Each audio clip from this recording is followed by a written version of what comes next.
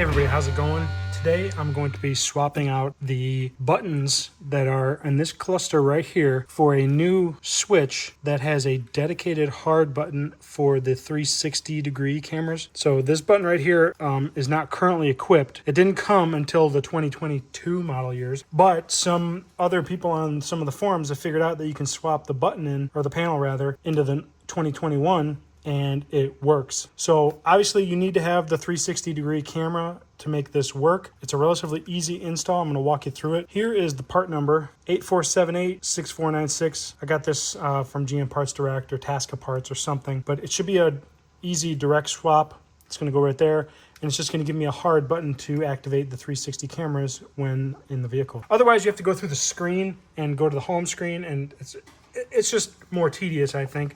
I'd rather have a hard button. So the first step we need to do is I've disconnected my battery, and the truck's been sitting just for maybe 10 minutes or so. But I would do that first just so you don't accidentally have a short when you're unplugging the switches here. Then you need to remove this panel here. You just grab underneath. It pops off really easy.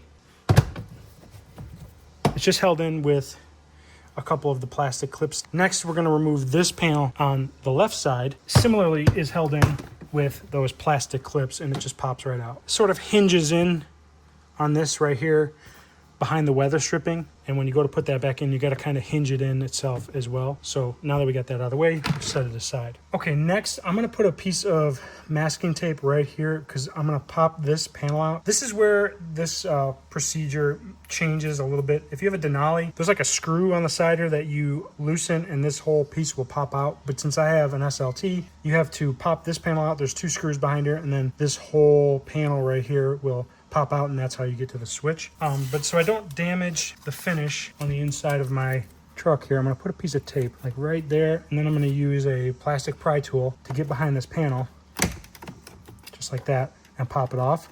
And these are just some of the metal clips. That reveals these two screws here. They look like 7mm screws to me, so take your 7mm and take those out and set them aside. I'm going to go ahead and disconnect my solar throttle controller so I don't mess anything up. Then we can pull this entire panel off. Just gently tug on it. It's going to take this whole vent out. It's just two clips back there. Trying to get this other one.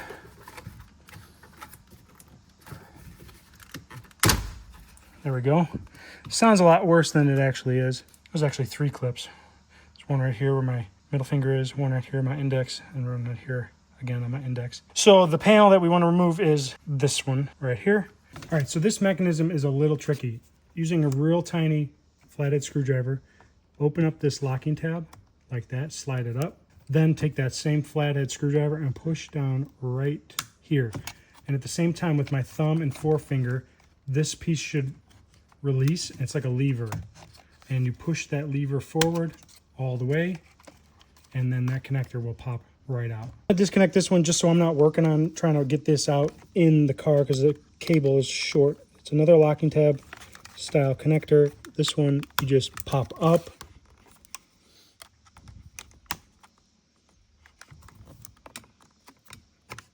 There we go.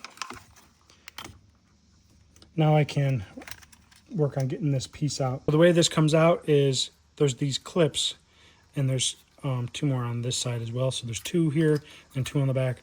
I'm going to use my little flathead screwdriver and just get in behind the plastic, and I'm going to push from the front gently on the switch to push it through the back side of this panel. So I've got those two released. Then I'll do the same on these top ones. The switch should come out once you release all four of those clips. So we got three of them released. Just got to get this one back here. Oh, there it goes. So as you can see, it just, you push in from the front and it comes out. And these are those just little clips, 1, 2, 3, 4, that gets it in the panel. So now we can take the new one. It should just pop right in.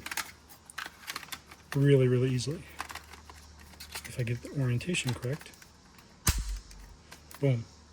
Look at that. It's just the reverse of installation, so I'm gonna pop this back in, test it before I wrap anything up, and then I'll show you how it works. So redoing these connectors, we've got this bigger one and then the smaller one for the park brake. I'm gonna do the park brake one first. Just line up the connectors, push them back in, secure the locking mechanisms on them, and then same with here. You can line it up, slide it in. This lever is gonna wanna naturally close as you push it into the slot on the socket. So as you insert it, see that lever wants to naturally close. Then you can just pull back on that lever and it'll seat it fully into the socket. Then make sure you close that locking tab. Then just line up your panels and pop them back into place. So I just started up and tested it to make sure it works, and it does. I'll show you after I get it all wrapped up here. So the next step is putting your screws in. Right here, 2 7mm screws. You don't need to go crazy hog on these, just get them snugged. Next, you can take your trim piece and pop it back into place. Then the side panel goes in next. So like I said, you have to kind of hinge it into place. So get it behind the weather stripping and then turn the piece on a hinge-like motion and then seat all of those clips. And the last one is this bottom panel. Just line up those spots on the clips and push them all into place. And then reconnect your negative battery terminal on the other side of the engine bay. But now that's it. And now you have a hard functioning button for enabling your 360 cameras instead of having to go through the screen. You can still go through the screen with the icon on the app, but now you also have a hard button that you can access really, really easily, and it works perfectly. So, all right, so the original control for the 360 cameras is right here in the screen. But like when you're wanting to use it, you might be in CarPlay, or you might be in this screen or one of the other screens, navigation, whatever. And you have to click home, and then you have to click camera. So I like this mod because now I could be on, you know, the radio screen or whatever and just hit the 360 button over here. Boom. Go straight to 360 camera mode. Let's say I'm listening to the radio and I'm pulling in somewhere and I want to activate the camera. I can just hit this 360 button and it activates the camera. Don't mind the hole in my garage wall. We had a leak and I'm working on getting it fixed. So that's all. Simple, easy mod, but works good. If you like this video, give it a thumbs up. Love it if you subscribe. Stay tuned for new videos. See you next time. Later.